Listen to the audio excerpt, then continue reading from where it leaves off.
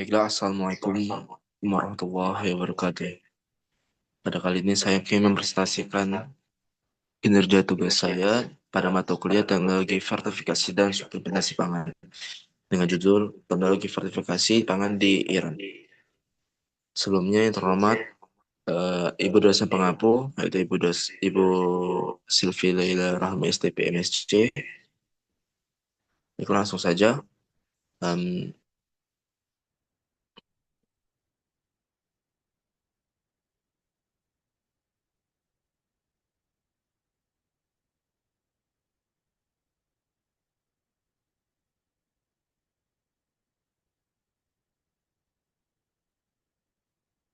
Adapun materi pembahasan tugas pada kali ini, yaitu pertama ada pendahuluan, yang kedua ada pembahasan, dan kesimpulan.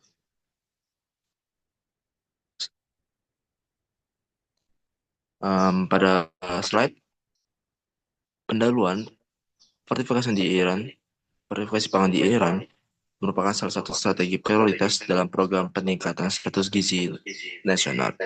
Pertama, setelah berbagai survei gizi menunjukkan bahwa defisiensi mikronutrien seperti zat besi, yodium, vitamin A, vitamin D, dan asam folat masih menjadi masalah kesehatan masyarakat yang signifikan pada berbagai kelompok usia. Secara keseluruhan, fortifikasi pangan di Iran berkembang menjadi program kesehatan masyarakat yang komprehensif dan berbasis bukti. Implementasinya tidak hanya berfokus pada penanganan defisiensi mikronutrien, akan tetapi juga diarahkan untuk memperkuat ketahanan pangan nasional pada negara tersebut. Selanjutnya ataupun tujuan. Yang pertama itu adalah menjelaskan bagaimana penerapan aplikasi teknologi verifikasi pangan di Iran sehingga dapat mengatasi defisiensi gizi yang terjadi di negara tersebut. Yang kedua adalah menjelaskan bagaimana regulasi dan kebijakan yang diterapkan di Iran terkait teknologi verifikasi pangan. Dan terakhir adalah menjelaskan faktor yang mempengaruhi penerapan teknologi verifikasi pangan di Iran. Nah, di sini saya akan menjelaskan sedikit tentang apa itu teknologi fortifikasi pangan.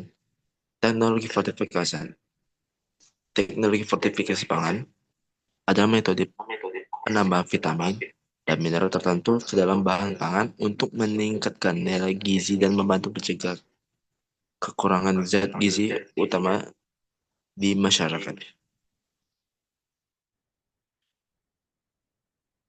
Nah, masuk ke dalam masalah em, pengaplikasian fortifikasi pangan di Iran mencakup dua produk, yaitu garam dan tepung. Yang pertama adalah garam. Salah satu program yang paling berhasil adalah fortifikasi garam dengan iodium, di mana industri garam di negara tersebut menambahkan kalium iodat atau kalium iodida ke dalam garam melalui sistem pencampuran premix yang sudah standarisir. Yang kedua adalah tepung.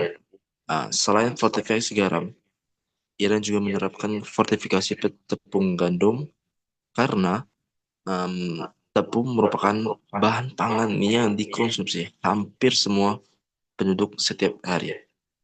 Pada proses ini, em, pabrik tepung menambahkan premix zat besi dan asam folat menggunakan alat dosing otomatis agar zat gizi tercampur secara homogen merata.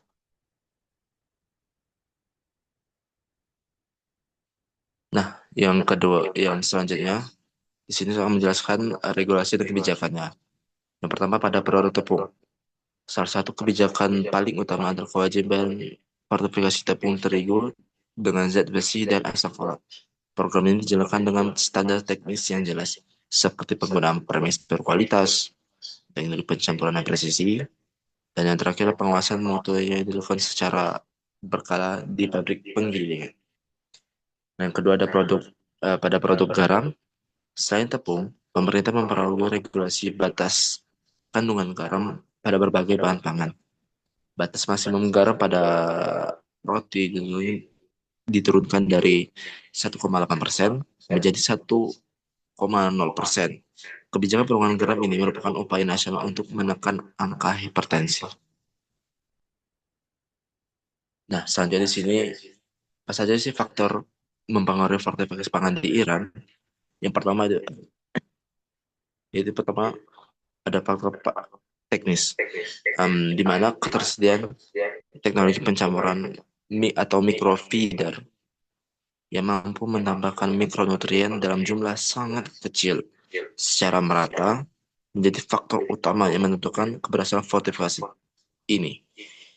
Banyak pabrik penggilingan di Iran beroperasi dalam skala besar sehingga membutuhkan peralatan pencampuran yang presisi, stabil, dan kompatibel dengan kapasitas produksi yang tinggi. Yang kedua ada faktor ekonomi. Premix berkualitas tinggi dan pemeliharaan alat memerlukan biaya besar yang menjadi kendala bagi industri kecil. Selain itu juga, perubahan nilai tukar dan biaya impor dapat mempengaruhi ketersediaan dan biaya premix serta peralatan. Selanjutnya ada faktor sosial, di mana penilaian konsumen terhadap pangan alami dan penilaian tentang keamanan bahan tambahan mempengaruhi penerimaan produk fortifikasi. Teknologi harus mampu menjaga kualitas sensorik, diantaranya rasa, tekstur, dan tampilan pangan tersebut. Selain itu, tingkat pemahaman masyarakat tentang manfaat fortifikasi mempengaruhi penerapan teknologi oleh industri. Selanjutnya maaf, yang terakhir adalah faktor komponen, yaitu ketidakmerataan alat analisis motorin dan tenaga ahli di seluruh provinsi dapat menghambat pengawasan kualitas. Selanjutnya di sini akan menjelaskan apa saja keunggulan fortifikasi pangan di Iran. Yang pertama ada jangkauan luas. Iran memiliki jaringan industri pangan yang luas, terutama pabrik tepung, sehingga fortifikasi dapat menjangkau mayoritas penduduk melalui makanan pokok. Yang kedua ada dukungan kebijaksanaan dan teknis. Pemerintah mendapat dukungan teknis dan pedoman standar dari lembaga internasional atau seperti WHO dan FAO yang memperkuat standar produksi dan pengawasan mutu. Nah, selanjutnya ada efektivitas biaya, di mana fortifikasi dipandang sebagai cara yang paling efektif dan ekonomis untuk menekan kecukupan gizi nasional seperti mengatasi anemia dan kekurangan vitamin D tanpa mengganggu pada pola makan masyarakat. Nah, yang terakhir adalah landasan ilmiah. Adanya dukungan penelitian akademik dan lembaga riset nasional atau NNFTRI yang kuat untuk mengembangkan stabilitas premix dan pencampuran. Nah, selanjutnya, apa saja sih tantangan verifikasi pangan di Iran? Nah, yang pertama ada perbedaan kelengkapan komponen. Nah, tidak semua pabrik memiliki peralatan pencampur atau blending yang memiliki presisi yang tinggi, sehingga kualitas dan pemerataan zat gizi berbeda di antar wilayah. Yang kedua ada ketergantungan impor. Tersediaan premix fortifikasi sering bergantung pada impor yang dipengaruhi oleh fluktuasi nilai tukar dan sanksi ekonomi internasional. Selanjutnya ada pemantauan mutu tidak merata. Sistem pengawasan di mutu Sistem pengawasan mutu di seluruh provinsi masih perlu diperkuat agar standar kandungan gizi benar-benar terjaga, terutama di wilayah pedesaan atau industri kecil. Nah, selanjutnya ada keterbatasan edukasi, pengetahuan masyarakat tentang manfaat fortifikasi belum merata, yang dapat mengurangi efektivitas program jangka panjang. Nah, di sini kesimpulan yang dapat diambil dari kinerja tugas saya terkait masalah fortifikasi di negara Iran. Yang pertama itu adalah penerapan aplikasi teknologi fortifikasi pangan di Iran ini telah dilakukan pada bahan pokok seperti tepung terigu, garam, em, minyak goreng, dan susu menggunakan teknologi premix. fortifikasi multimikronutrien, serta mikroenkapsulasi sehingga terbukti efektif dalam mengatasi efisiensi gizi seperti anemia, kekurangan yodium, asam folat, dan vitamin D.